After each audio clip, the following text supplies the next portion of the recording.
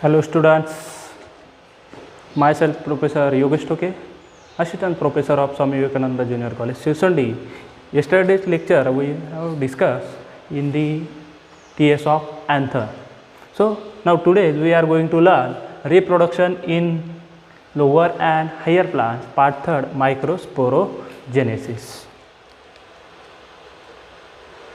Microsporogenesis means each microspore mother cell divides in a meiotically to form a tetrad of haploid microscope called as the pollen grain. Microsporogenesis means क्या होता है, हर एक microspore जो होता है वो cell में डिवाइड होता है, लेकिन वो डिवाइड कैसे होता है, वो मियोटिकली डिवाइड होता है। मियोटिकली डिवाइड वो किस फॉर्म में होता है, तो वो टेट्राड फॉर्म में होता है, और इसी की वजह से जो टेट्राड फॉर्म में वो मियोटिकली डिवाइड होता है उसे कहते हैं हैप्लॉइड माइक्रोस्पोर। माइक्रोस्पोर यानी कि पोलन ग्रेन। पोलन ग्रेन कहाँ पे होता है, ये हमने पिछले लेक्चर में डिस्कस किया था। तो वो जो एंथर होता है, एंथर में इन बिटवीन जो होता है वो क्या होता है, वो पोलन ग्रेन होता है, और इसी पोलन ग्रेन को हम क्या कहते हैं, microspore.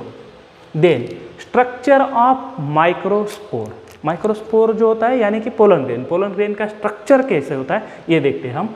Typical pollen grain is a non motile haploid unicellular and body with a single nucleus. Typical pollen grain जो होता है वो नॉन मोटाइल होता है। नॉन मोटाइल यानी and non-motile. Okay, then haploid means one end. Then unicellular means single cell present and body with a single nucleus. In between their body is just single nucleus in a present, so single cell nucleus. Then it is surrounded by a 2-layer wall called as the sporoderm. यानी कि जो pollen grain होता है वो round form में होता है और उसे 2 वॉल प्रेजेंट होते हैं।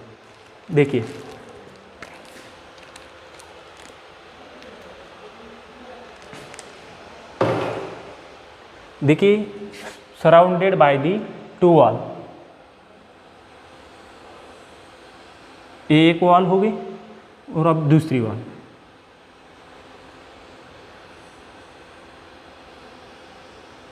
ये दूसरी वॉल हुई।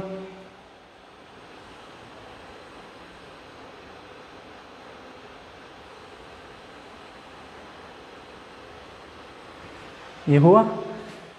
ये तो पूरा क्या है, नॉन मोटाइल है, ऐसा कुछ नहीं है इसमें, इसलिए इसे क्या कहते हैं, total non motile. Then single cell present है, सिंगल न्यूक्लियस उसमें प्रेजेंट है, इसलिए उसे क्या कहते हैं, सिंगल न्यूक्लियस और यूनिसेलुलर।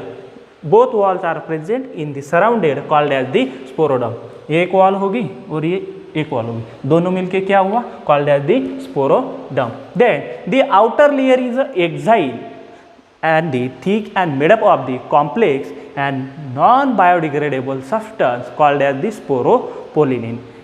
अब देखिए 2 वॉल हो चुकी है, 2 वॉल हुई, इस वजह से इसे क्या कहते हैं, 2 लेयर कॉल्ड एज द स्पोरोडम। जो अब इसकी आउटर वॉल जो है, इसी आउटर वॉल को क्या कहते हैं, एक्साइन। क्या कहते हैं, एक्साइन। ये जो है ये एक्साइन कहते हैं किसको, ये जो उसकी आउटर वॉल है इसे क्या कहते हैं, एक्साइन। अब ये एक्साइन वॉल जो है वो कैसी है ये देखते हैं हम। Exine is a thick. Exine कैसी है, थिक यानी कि वो कैसे पूरी तरह से ब्रॉड है, उसकी जो विड्थ होती है वो पूरी तरह से ब्रॉड होती है। And the made up of the complex, वो कैसे बनी हुई है, made ups of the complex, 1 2 3 complex are the made up of the in a thick exine wall. Then non biodegradable, वो क्या है, वो non biodegradable. Then substance called the sporopollenin. वो नॉन बायोडिग्रेडेबल क्यों है, क्योंकि उसमें वो जो सब्सटेंस है वो सब्सटेंस कौन सा है, sporopollenin. Then the it may be smooth or with a sculptured pattern. ये जो वॉल है वो कैसी है, ठीक है, कॉम्प्लेक्स में वो मेडअप हुई है, वो नॉन बायोडिग्रेडेबल है, उसमें जो सब्सटेंस है वो कौन सा है, स्पोरोपोलिन है। लेकिन ये जो वॉल है वो ठीक होने के बजाय और वो कैसी है, स्मूथ है, वो कैसी है, स्मूथ एंड क्लप्चर्ड पैटर्न उसमें प्रेजेंट है, क्योंकि depend upon the its characteristics of the species. Then it is the resistance to the chemicals. अब ये जो हो इसका वॉल है, ठीक है, स्पोरोपोलिन कॉम्प्लेक्स है, देन वो made up of the complex non biodegradable like at the sporopollenin. लेकिन इसका जो फंक्शन है एक्साइन वॉल का, तो वो क्या है, it is the resistant to the chemical. ये वॉल जो है ये रेजिस्ट यानी कि वो प्रतिबंध करती है, जिसे हम कहते हैं कि barrier like as the oppose, वो इसे कहते हैं केमिकल से इसे प्रोटेक्ट करते हैं। At some places exine is very thin showing the thin areas known as the germ pore. Some places जो होते हैं एक्साइन के वो कैसे होते हैं, वेरी थिन। देखिए यहाँ पे है, यहाँ पे है और यहाँ पे भी है। ये जो पोर्शन है वो कैसे है, तो वो वेरी थिन है, वेरी थिन है। तो उसे क्या कहते हैं, तो उसे जो कहते हैं areas known as a germ pore, उसे क्या कहते हैं, germ pores. Then these area are meant for the growth of the emerging pollen tube during the germination of pollen grain। अब ये जो थिन एरिया है उसे जर्म पोर कहते हैं, इसीलिए उसे जर्म पोर क्यों कहते हैं, क्योंकि वो जो उनका मेन है, जब ग्रोथ होती है पोलन ट्यूब की, उसी प्रोसेस में जब पोलन ग्रेन का जर्मिनेशन होता है, उसी प्रोसेस में क्या होता है, उनकी ग्रोथ होती है, इमर्ज होता है, वो पोलन ट्यूब इससे इमर्ज होता है, इसीलिए उसे क्या कहते हैं, germ pores. Then the germination of the pollen grain, the inner wall. अब नेक्स्ट वॉल जो है, अब तक हमने देखी है एक्साइन। एक्साइन जो है, एक्साइन कैसी है, तो एक्साइन बोले तो ठीक है, उसके बाद वो कॉम्प्लेक्स से बनी हुई है और वो नॉन बायोडिग्रेडेबल है, और उसमें जो सब्सटेंस है वो कौन सा है, स्पोरोपोलिनिन। बट इसका जो फंक्शन है वो कौन सा है एक्साइन का, तो resistance to the chemical. But next is exine is thin portions.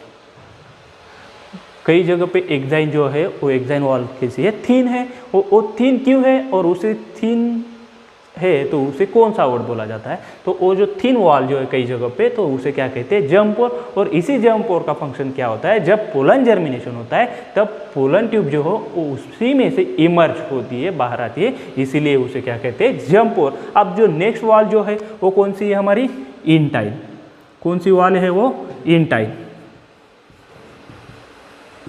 Second wall जो है जिसे इनर वॉल कहते हैं, और उसी इनर वॉल को क्या कहते हैं, इंटाइन। देन intine consist of cellulose and pectin. इसी इंटाइन वॉल में जो कोई कंटेंट्स है तो वो कौन से है, cellulose and pectin. Cellulose and pectin content, it is a consist of the intine wall. Then always remember pollen viability. Viability is the functional ability to the pollen grain to the germinate to the develop male gametophyte, depends on the environmental condition of the temperature and the humidity. Viability means pollen grain, you know, well known. Then the viability is the functional unit है, ये जो ability होती है pollen grain में germinate होने की, कहीं पे तो डेवलप इन, जर्मिनेट होने के बाद वो क्या डेवलप करते हैं, वो मेल गैमेटोफाइट डेवलप करते हैं। लेकिन ये किसी जगह पे डिपेंड है, तो depend on the environmental condition and temperature and humidity. Pollen germination जो है वो डिपेंड है किस चीज़ों पे, तो वो एनवायरमेंटल कंडीशन होगा, टेम्परेचर होगा, ह्यूमिडिटी होगा, इस चीज़ों पे ये पोलन जर्मिनेशन और वायबिलिटी डिपेंड है। It is the 30 minutes in rice and wheat. ये जब एनवायरमेंटल कंडीशन सूटेबल होगी तो ये राइस और व्हीट में जस्ट 30 मिनट्स में ये पोलन ट्यूब क्या होती है, जर्मिनेट होती है pollen grain. But in some members of family solanaceae, rosaceae, leguminosae, it last even for the month. अब जो आपने देखा है pollen viability depend on the environmental condition, but only rice and wheat pollen germinate pollen tube is after 30 minutes. But some family members like as the Solanaceae, Rosaceae and Leguminaceae, it lasts even for a month. Solanaceae होगी, Rosaceae और Leguminaceae family थी, इसमें कम से कम कई महीनों से ज़्यादा भी लगते हैं क्योंकि पोलन ट्यूब जर्मिनेशन में। Then next development of the male gametophyte, development of the male gametophyte. ये था हमारा मेल गैमेटोफाइट यानी कि पोलन ग्रेन का स्ट्रक्चर, माइक्रोस्कोप का स्ट्रक्चर। इसी में देखिए आप पोलन ग्रेन है और माइक्रोस्पोर भी है। इसमें दो वॉल इस जगह पे दिए जैसे कि यहाँ पे मैंने दिखाया। देखिए ये जो है एक्साइन वॉल है और ये जो है इंटाइन वॉल। एक्साइन वॉल जो आपने देखी होगी तो इसमें क्या है, आउटर साइड है, कॉम्प्लेक्स है, कई जगहों पे ये थीन है। देखिए एक्साइन वॉल का क्या बताया मैंने, exine wall is a thick, then it is made up of complex non-biodegradable and the sporopollenin contains, then the कई जगहों पे ये जो थीन है, ये थीन को क्या बोलते हैं, called as the germ pore, germ pore बोलते हैं। और इसका जो फंक्शन है वो क्या है, मेल गैमेटोफाइट जो होता है during the pollen tube germination. Okay, ये जो है सिंगल सेल न्यूक्लियस है, इसमें एक ही न्यूक्लियस प्रेजेंट है, यूनिसेलुलर है। ओके, देन वेजिटेटिव सेल, इसमें जो सेल है वो वेजिटेटिव सेल है, another one is a generative cell. Then next one germ pore जो है, इसी से जनरेटिव सेल क्या होती है, जर्म होता है। देन यही जगह पे वो क्या होती है, डिवाइड होती है, डिवाइड होने के बाद जनरेटिव सेल से क्या होता है, वो 2 male gametes are the develop, then vegetative cell. देन इसी जर्म पोर की मदद से बोलिए क्या, थ्रू दी जर्म पोर ये क्या होती है, पोलन ट्यूब जर्मिनेटिव। और इसी पोलन ट्यूब में क्या होते हैं, ये बोथ क्या होते हैं, male gametes. Okay, then the development of male gametophyte. Then next structure pollen grain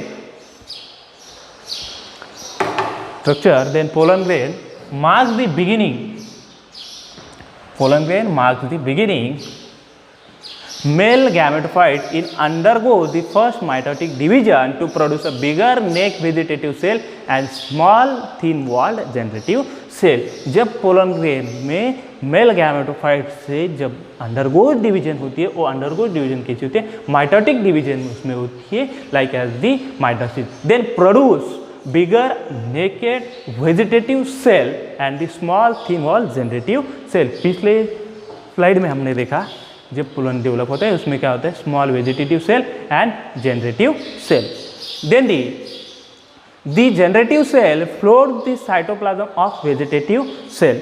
देखिए आपने इसमें देखा है, ये जो कि जनरेटिव सेल है ये क्या करती है, फ्रीली फ्लोटिंग करती है, किस जगह पर, ये साइटोप्लाज्म में। देखिए यहाँ पे जनरेटिव सेल है, इधर इसकी साइड चेंज हुई है, यहीं पे भी चेंज हुई है, यहाँ पे भी मेल गैमेट्स डेवलप हुए, इसलिए in between cytoplasm generative cell are the freely floating. Then the second mitotic division concerned with the generative cell only and gives rise to 2 non-motile male gametes। जब यहाँ पे फर्स्ट माइटोटिक डिवीजन होती है उसमें क्या होता है, vegetative cell and generative cell divide होते हैं। सेकंड माइटोटिक डिवीजन में ये generative cell are divided into 2 male gametes, then 2 male gametes are the non motile. जब जनरेटिव सेल सेकंड डिवीजन में डिवाइड होता है उसमें से क्या होता है, तो वो 2 मेल गैमेट डेवलप होते हैं, लेकिन ये 2 मेल गैमेट जो वो कैसे होते हैं, नॉन मोटाइल होते हैं। Then the 2 non motile male gamete. But ये कब होता है, जब सेकंड माइटोटिक डिवीजन होती है तब ये 2 मेल गैमेट्स वहाँ पे तैयार होते हैं। Then mitotic divisions of the generative cell takes place the either in a pollen grain or in the pollen tube. Mitotic division जो होती है जनरेटिव सेल में वो किस से आधार पे होती है, किसके बेस पे होती है, वो takes place either on the pollen grain or pollen tube. Then the pollen grains are the shed from the anther at these 2 cell stage in most of the angiosperm। जो कि पोलन ग्रेन्स होते हैं वो कैसे होते हैं, said form होता है अंतर पे, वो कैसे 2 सेल स्टेज होती है and most of the 2 cell होती है वो किस में होता है, एंजियोस्पर्म में। Then the female reproductive whorls of the flower is a gynoecium. अब तक हमने देखा है जो कि मेल रिप्रोडक्टिव होल था वो कौन सा था, एंड्रोशियम। एंड्रोशियम इंडिविजुअली क्या कहते थे, स्टैमेन कहते थे। Stamen consisting of the filament, then connective and anther called as the stamen। then individual member of gynosium called as the carpel। carpel is a megasporophyll। अब तक हमने जो देखा है एंथर, एंथर को क्या कहते हैं हमने, microsporophyll. then second carpel is a megasporophyll। then a flower with many free carpels is called as the apocarpus। then the example is mycelia and syncarpus flower is the one that is has many carpels fused to each other।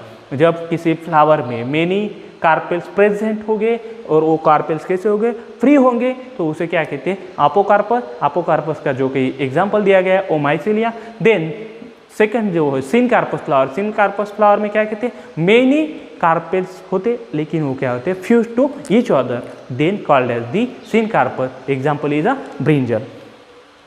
Then typical carpels has the 3 parts, wise ovary, style and stigma. Typical carpel जो होते हैं वो कैसे होते हैं, 3 parts में होते हैं, ovary, style and stigma. Then the number of ovules in the ovary varies, example paddy and wheat. जैसे कि हमने देखा है ओवरी का जो सेक्शन होता है उसमें जो दिखते हैं उसमें नंबर ऑफ ओवल्स प्रेजेंट होते हैं, और वो नंबर ऑफ ओवल्स किस में प्रेजेंट होते हैं, तो वो जो पैडी होता है, व्हीट होता है, उसमें व्हीट क्रॉप की जो ओवरी होती है उसमें जो ओवल्स होते हैं वो कैसे होते हैं, number of. Then mango are the uniovulate, mango का जो प्लांट होता है वो यूनी ओव्यूलेट होता है, यूनी ओव्यूलेट यानी कि सिंगल ओवल उसमें प्रेजेंट होता है। आपने देखा होगा जब मैंगो आपने ईटिंग किया होगा तो उसमें सिंगल सीड्स उसमें प्रेजेंट है, इसलिए उसे क्या कहते हैं, यूनी। यूनी में सिंगल ओव्यूलेट, सिंगल ओवल जिसमें प्रेजेंट है उसमें क्या कहते हैं, यूनी ओव्यूलेट। देन टोमेटो देखा होगा आपने, लेडीज फिंगर देखा होता, उसमें क्या होता है, मल्टी ओव्यूलेट। टोमेटो के सीड्स आपने देखे होंगे या लेडीज फिंगर के सीड्स आपने देखे होंगे, उसमें क्या होता है, मेनी सीड्स आर प्रेजेंट, इसलिए उसे क्या कहते हैं, मल्टी